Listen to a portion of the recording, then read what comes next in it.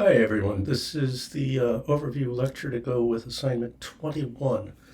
The topic of that assignment is well, frankly, it's just about the ways that linear systems can have or not have solutions.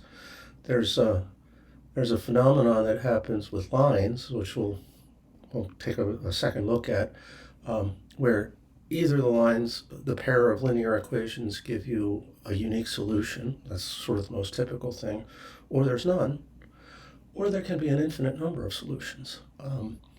So it's weird. It goes from none to one to boom, infinity. So let's take a look at that in a GeoGebra window. I'm going to just randomly make up some lines here. Y is 2x, let's do plus 3. And, okay, that's a good line. It makes sense, right? It has slope of 2 and its y-intercept is 3. I'm going to do a second one that's in, I got to hit enter. I'm going to do a second one that's in the standard form, what they call standard form for a line. That's where you have a multiple of x plus, actually in this case, let's make it minus a multiple of y, so minus 1 times y, and then the whole thing is equal to some number on the right-hand side. How about 7? Okay. So there you go. I've got two more or less random lines on the screen, and it's pretty easy to see that they do not intersect, right? They miss each other, or do they? Yeah, if you think about it a little bit, they have slightly different slopes, right? You can see that they have slightly different slopes. So somewhere out there they're going to cross. It might have to go a little ways, but there it is. They have a crossing point. And that means a simultaneous solution. That is a point that is on both lines, so it solves both equations. That's x and y values that satisfy both the first and the second equation I wrote down. How about we change things just a tiny bit? How about if I make that be a 2 instead of a minus 1? Oh, why did I choose 2? I claimed that these were random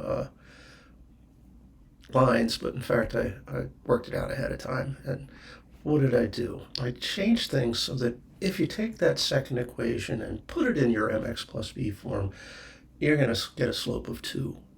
Right? So it has exactly the same slope as the first line did. And in fact, what's its y-intercept? Looks like it's negative 3.5. So anyway, they have the same slope. They're different y-intercepts. Are those things ever going to run into each other? Of course not. So yeah, that's the deal where you have no solution to the pair of equations. No single point makes both equations true at the same time. What about this last case, where the equations there's actually an infinite number of points that satisfy it.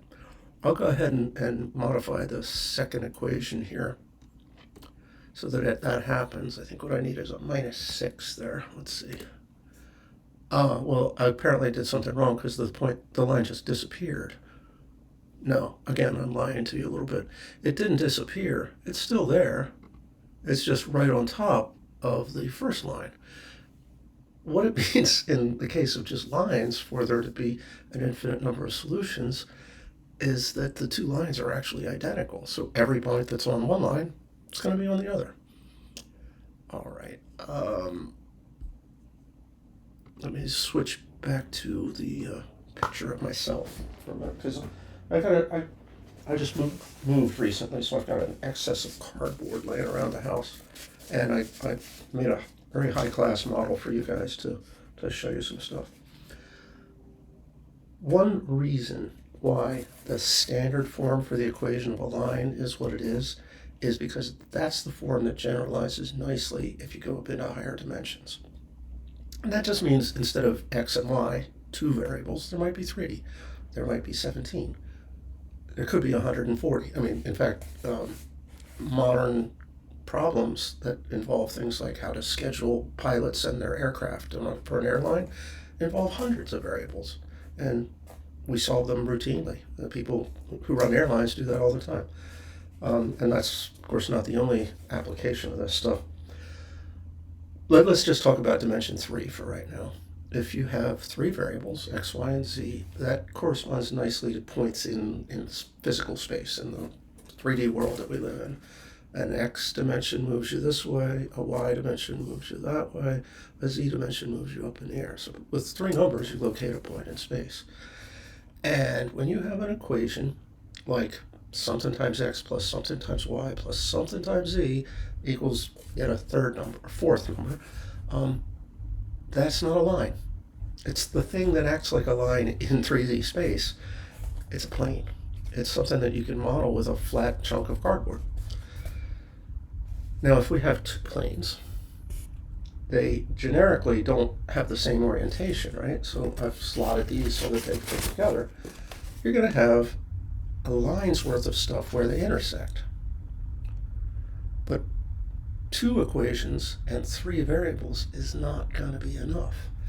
That's why I have these additional slots on the sides. If we had a third plane equation, a third linear equation in three variables, it's hard to hold on to. We get something like this guy. I'm going to hold it so it just works out right. Now, the way it's sitting just now, it looks like the planes are all perpendicular to each other.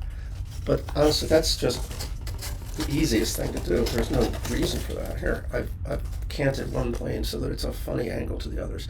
There's still a unique point of intersection in that. It's that, let me see if I can point at it from your perspective. It's this spot right in the middle where the three things cross each other, cross through one another. Okay, so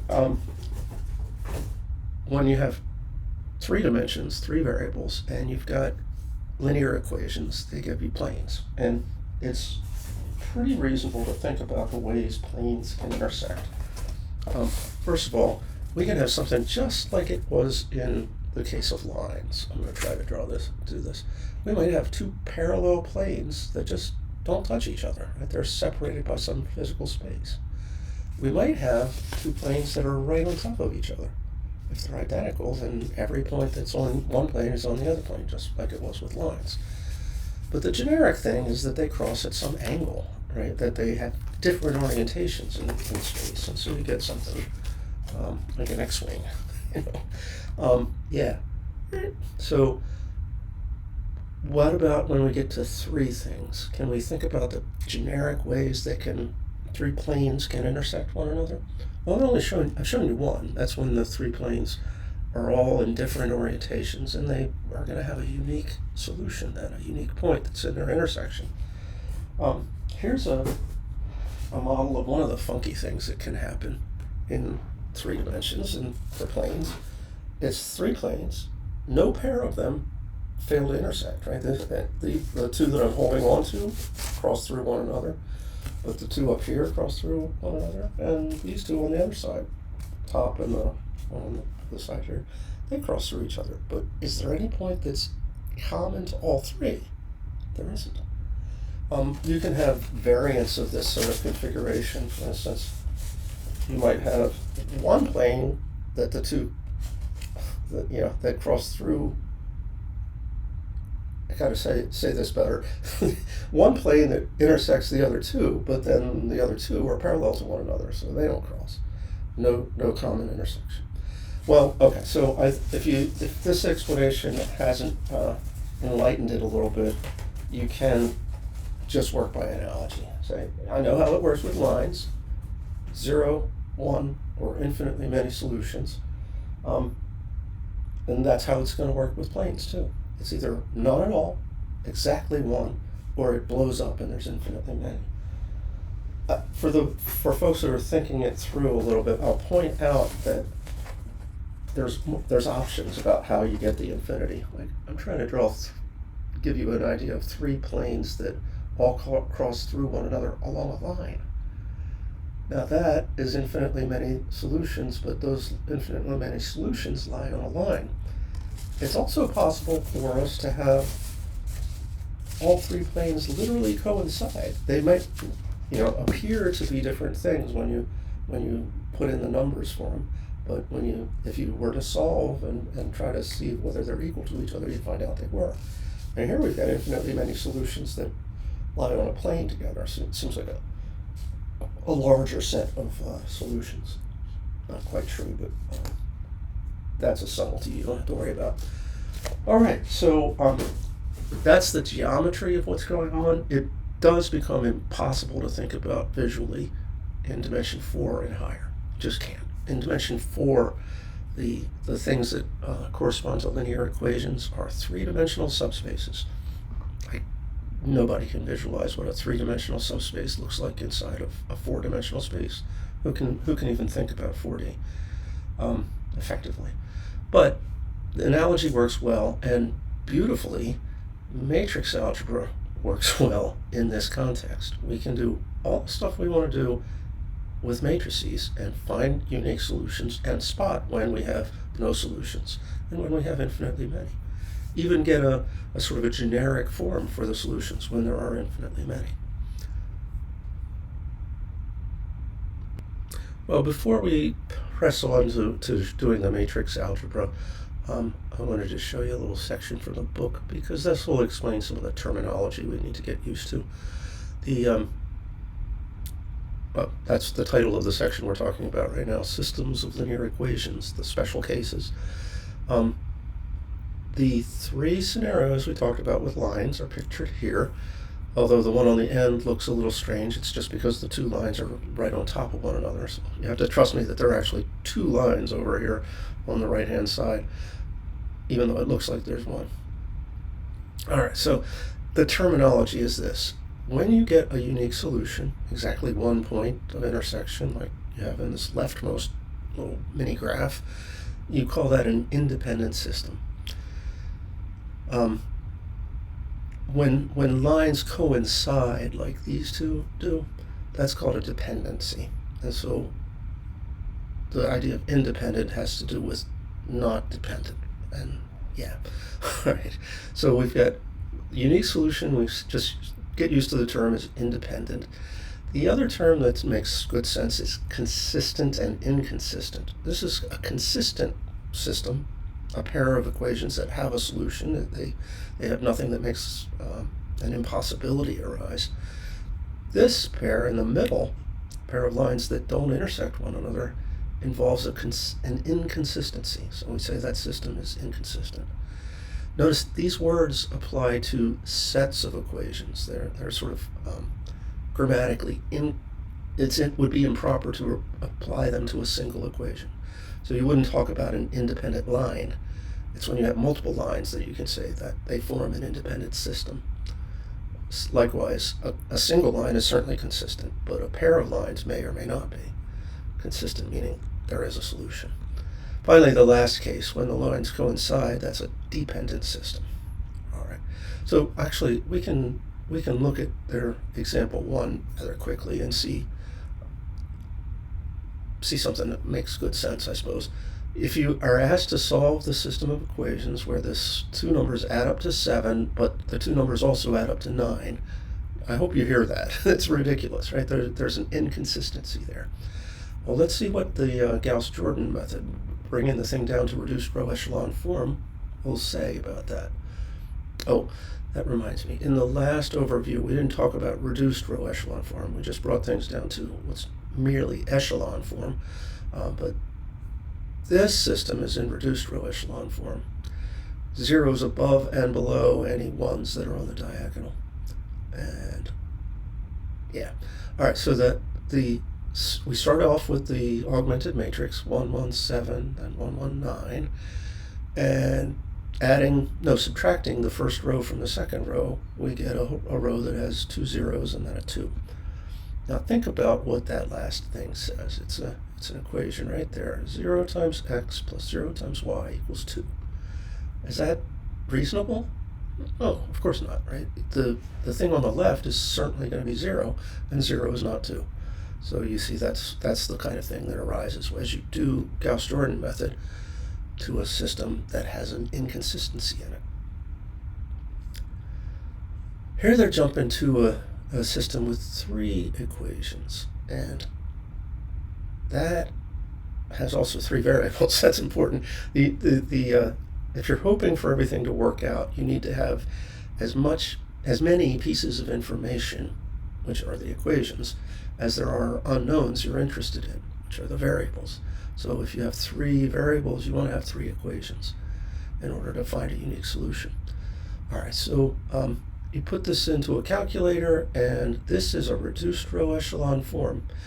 Now, let me show you what makes it reduced row echelon form. Can't really highlight properly here. The 1 in the upper left position has zeros in the rest of the column that it's in. Then moving down the diagonal, there's a 1 in the 2, position, and that has zeros in the remainder of the column. There is not a 1 that in the 3rd column, and that's a consequence of the fact that there can only be 3 ones in amongst the rows, because there's only 3 rows, and the column that contains that 3rd 1 is the 4th column. So you see how there's a 1 down here in the very bottom right, and that it's got zeros in the rest of that column. I should tell you there's a piece of terminology we're going to be seeing very soon, and might as well start using it now. These 1s that are the only non-zero entries in their columns, those are called pivots. And so this is the 1st and 2nd and 4th columns here are known as pivot columns. The other column isn't a pivot, and that tells you actually how many degrees of freedom there are in a solution, if there is one. The problem is this one does not have any solutions. It's an inconsistent system. How can you see it? I mean, maybe you can read this last bit on here. It says the last row, if you convert it back to an equation, says 0 times x plus 0 times y plus 0 times z, all those 3 zeros there, equals to 1. And that means 0 is equal to 1, which clearly isn't a true statement. So yeah, you've got a distinct inconsistency there. All right, let's pop over and look at some GeoGebra. To do this matrix work in GeoGebra, you're going to have to change the type of calculator you're using. See the selection area right above the where you usually input stuff. Right now it's on graphing. We want the one that says CAS. That stands for Computer Algebra System, and I don't know why the one thing is still left, or maybe it's something I was doing previously. All right, I am going to input some matrices into this CAS for us, and I need my cheat sheet so I can see what numbers to put into these matrices. Okay, so how are we going to enter a matrix? First of all, it's a list of lists. That is, it's a list of rows, and the rows themselves are lists of numbers. We use French braces to indicate the elements of lists, which is very non-mathematical. French braces are usually for sets in mathematics, but for some reason the GeoGebra folks have chosen to use set braces for lists. Anyway, my matrix is going to have a first row which has the numbers 1, 1, 1, and 2 in it. And then its second row is going to have, I need to put French braces around the elements of the second row, 2, 1, minus 1, and 4. And my third row is going to be, let's see, 3, 2, 1, and 9. Now I just, you do want to make sure that the braces match. So you notice, well, it'll complain if I didn't do that, but if I hit go, it writes it as we're used to seeing a matrix once you've done that stuff. But you know, to sort of double check that the things that I put in as the first row was 1, 1, 1, 2. The second row was 2, 1, minus 1, 4. And that last row, the last thing we put in was 3, 2, 1, and then 9. Okay, so there's our matrix. Well, I promised you back in the last overview that we wouldn't be doing a whole lot of Gauss-Jordan elimination in order to find reduced echelon forms, because we can get a computer to do that for us. And so a feature of GeoGebra that I rather like is it predicts what you're trying to enter. So if you just type RED, it comes up with a bunch of different things that contain the string red, and the one we want is right there.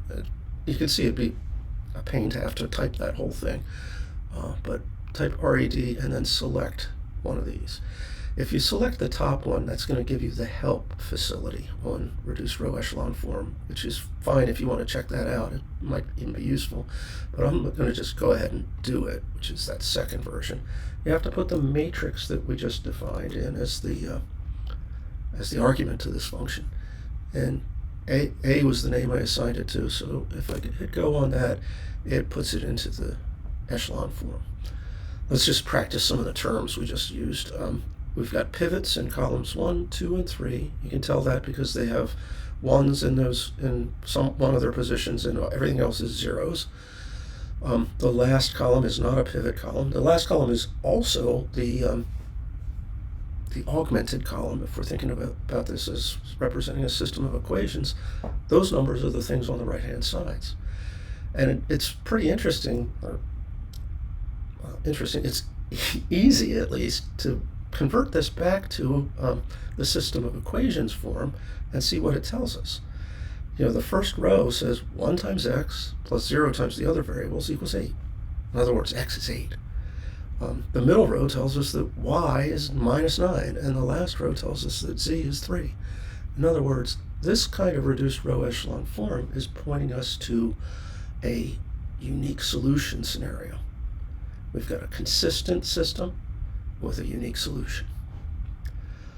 All right, let's do another example. Again, I have a little bit of a cheat sheet going on the side here, so I'm going to make a matrix B. Again, it's a list of lists, so you put French braces and then another set of French braces for the first row. The numbers on this one are 1, 2, 4, 5. Then, what was it again? 2, 4, 8, 6. That sounds...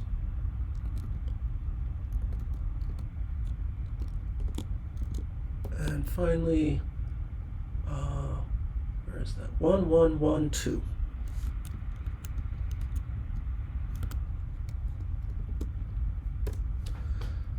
Just double check that the numbers I read off my cheat sheet are what we put in here. 1, 2, 4, 5, 2, 4, 8, 6, 1, 1, 1, 1, 1, 1, 1, 2. 3 ones and a 2. Okay. Let's get the reduced row echelon form of that guy.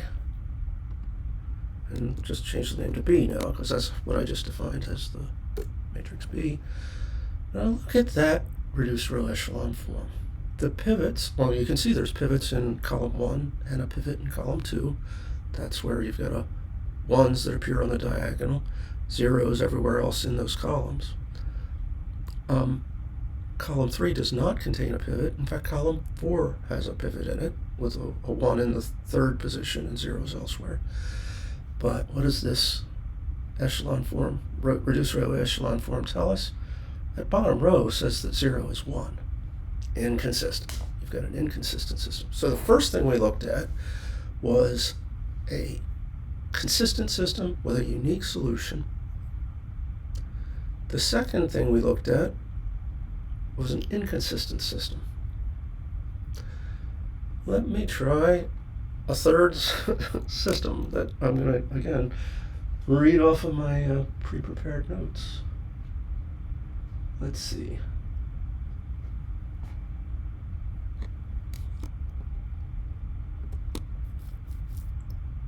I feel like this was supposed to be almost a copy of the other one. Yeah, wow. It's almost identical to the first thing. I wish I could...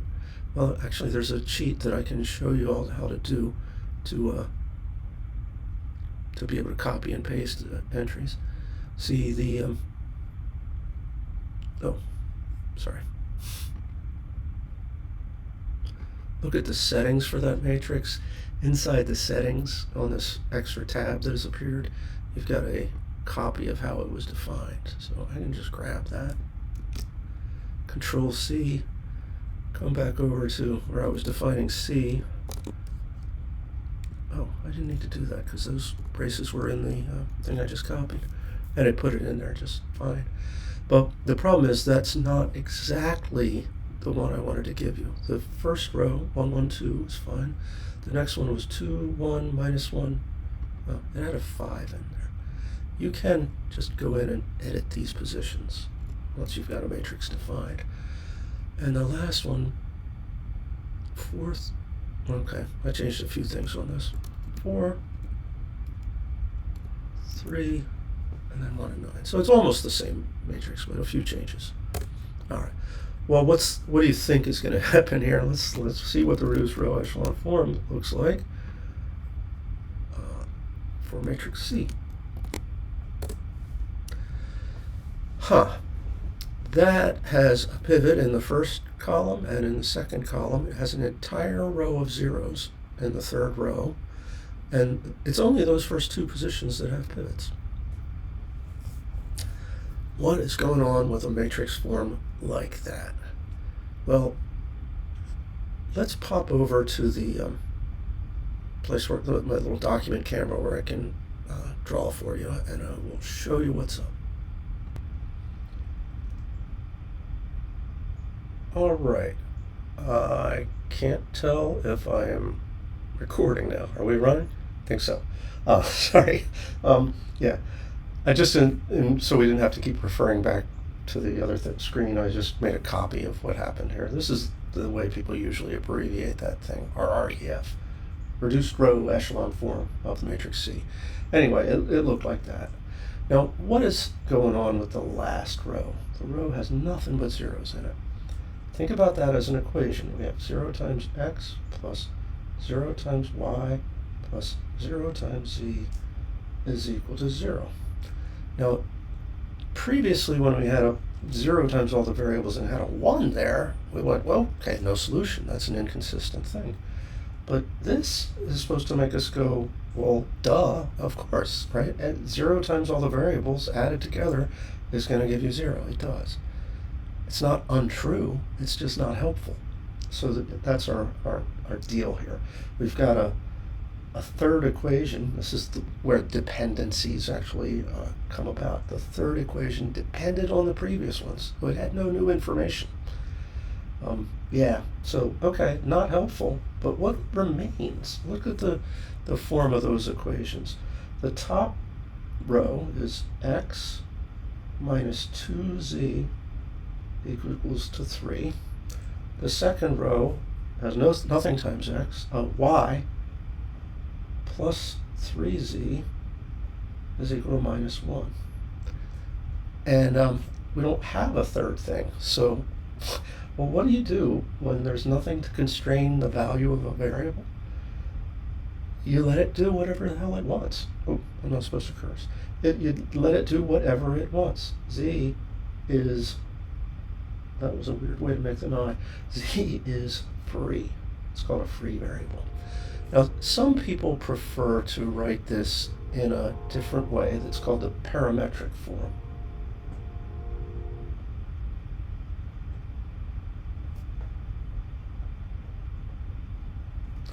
Parametric form means we name the thing that is free.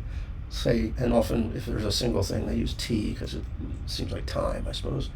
And then anywhere where you see a z, you can replace it with a t. So you have x minus 2t is equal to 3. Y plus 3t is equal to minus 1. And z is just t. It's a matter of personal choice, right? I kind of like this form because there's a sort of better symmetry to it. All the x, y, and z variables are named in terms of this new guy t.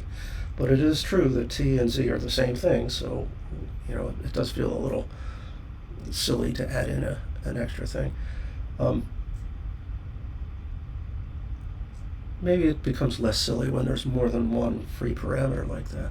You have t and s and u, and then it might make better sense to have the parametric form instead. All right, so I guess that is about what we need to handle for today. One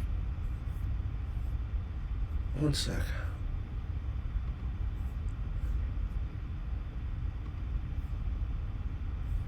showed us how to get into GeoGebra, how to get the machine to do our reduced row echelon form calculations.